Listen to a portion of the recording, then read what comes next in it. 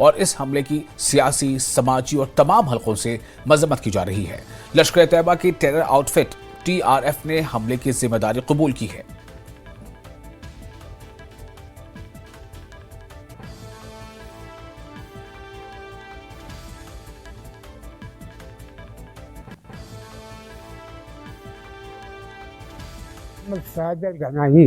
साबिर साहब, ये बताइए कि ये जो राजू शाह है, ये आपके घर में रिहाइश पजीर था और ये वाकया कैसे पेश आया? इसको तकरीबन तीसरा साल है मेरे पास, मेरे डेरे पर।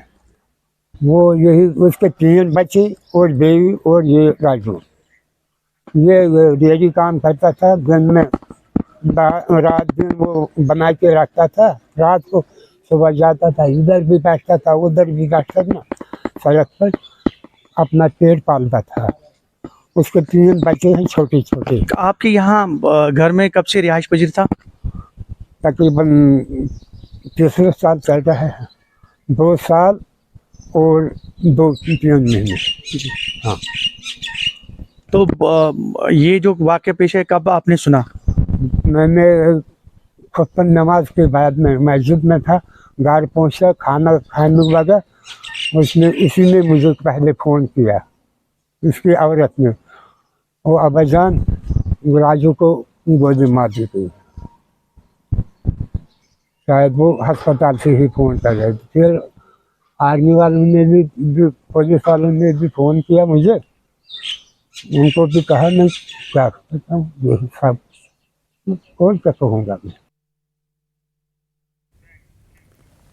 और अनंतनाग में आतंकी हमले पर प्रतिक्रिया देते हुए पूर्व उप मुख्यमंत्री कविंद्र गुप्ता ने कहा है कि कश्मीर के कुछ नेता शवों पर राजनीति करने की कोशिश कर रहे हैं, लेकिन उन्हें यह नहीं भूलना चाहिए कि कश्मीर में स्थिति बहुत सुधार है और कुछ आतंकी जो पाकिस्तान के इशारे पर कश्मीर में हालात बिगाड़ने की कोशिश कर रहे हैं, उनसे हमारे सुरक्षा बल सख्ती से निपटेंगे। यह कहना है जम्मू कश्मीर के पूर्व उप मुख्यमंत्री कविंद्र गुप्ता का।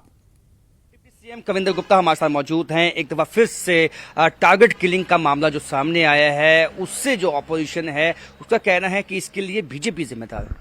देखिए, निंदनीय मामला है। जहां तक अपोजिशन का सवाल है, वो लाशों पर राजनीति करती है। कश्मीर में स्थितियां सुधरी हैं, लेकिन जब इस प्रकार के वाकयात होते हैं, क्योंकि इन्हीं लोगों द्वारा भड़काए गए जो कुछ बचे खुचे आतंकवादी हैं, वो इस प्रकार की घटनाओं को अंजाम देते हैं। मैं उस व्यक्ति को, जिसको ठेले वाले को मारा गया है, उसके परिवार के प्रति और उसके प्रति संवेदना व्यक्त करता हूं। लेकिन ऐसा नहीं है कि हमारे सुरक्षा बलों पर उंगली उठा करके अपोजिशन के लोग आखिर चाहते क्या है, ये सोचने की बात है। आज सुरक्षा अगर पहले से बेहतर हुई है, तो इन लोगों ने तो पूरी कोशिश की और इलेक्शन में ये जानबूझकर मुद्दा बनाना चाहते हैं, ना कि उनके परिवार के प्रति संवेदना व्यक्त करके। जल्द ही उनको इस प्रकार के जो लोग हैं, पहले भी मारा है, अब भी मार गिराया जाएगा, कश्मीर आतंकवाद मुक्त होगा। लेकिन इलेक्शन के वक्त जबकि चुनावी रैलियां, रोड शो हो रहे हैं कश्मीर घाटी में, इस तरह की घटना को अंजाम देना, आपको क्या लगता है कि पाकिस्तान की मंशा है कि यहाँ पे शांति से इलेक्शन नहीं होने देना?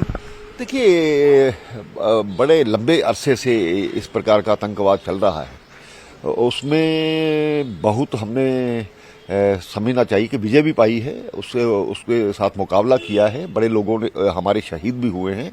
आज जब इस प्रकार का शांति का वातावरण होता है, तो इस प्रकार की जो घटनाएं हैं, तो वाकई में पाकिस्तान अभी भी इसको करवाता है और कुछ घुसपैठ। और वहीं एनसी के वरिष्ठ नेता शेख बशीर ने कहा है कि नेताओं को निर्दोषों की मौत पर राजनीति करने से बचना चाहिए। साथ ही उन्होंने यह भी कहा कि सरकार जम्मू कश्मीर में लोगों को सुरक्षा प्रदान करने में नाकाम रही है। लीडर शेख बशीर हमारे साथ मौजूद हैं। वापस टारगेट किलिंग का जो मामला सामने आया है कश्मीर घाटी में, आप कैसे देखते हैं? वेरी अनफॉर्चुनेट, बदकिस्मती की बात है। गवर्नमेंट दावे बड़े कर रही है, लेकिन टारगेट किलिंग जो है वो कम नहीं हो रही है। और ये समझ नहीं आ रहा है कि जब ये कहा जा रहा है कि हर एक चीज़ ठीक है, तो ये कहाँ से चीज़ें सामने आ रही हैं। और उस वक्त जब ये इलेक्शन हो रहे हैं, तो मैं ये समझता हूँ कि जम्मू कश्मीर के लोगों को मिल के इसका मुकाबला करना चाहिए। बेगुनाहों का कत्ल किसी भी धर्म में नहीं लिखा है, ना होना चाहिए और ना ही इसको कोई सपोर्ट करेगा। जहाँ तक सियासत का तल्लक है, सियासत में हर 5 साल के बाद इलेक्शन होते हैं, लोगों को मौका मिलता है वोट देने का, वो वोट देते हैं, हुकूमतें बनती हैं, आती हैं, जाती हैं, लेकिन बेगुनाहों का खून जो है वो कभी माफ़ नहीं किया जा सकता। ऐसे में दो फॉर्मर और कश्मीरी पंडितों की तंजीम रूट्स इन कश्मीर ने अनंतनाग टारगेट किलिंग की मजम्मत की है। उन्होंने सिविल सोसाइटी से अपील की है कि वो उठ खड़े हों ताकि जम्मू कश्मीर की फिजा खराब न हो। दरियाए झेलम में एक नाव के हादसे में कई नॉन लोकल्स ने अपनी जान की परवाह किए बिना बच्चों को और कई लोगों को बचाया और कल ही आतंकवादियों ने एक नॉन लोकल की हत्या कर दी। ऐसी हरकतें कश्मीरी समाज पे, हम कश्मीरियों पे एक दब्बा है और अब समय आ गया है कि कश्मीर की सिविल सोसाइटी उठकर ऐसे हत्याओं की निंदा करे, हज़ारों की तादाद में बाहर आए और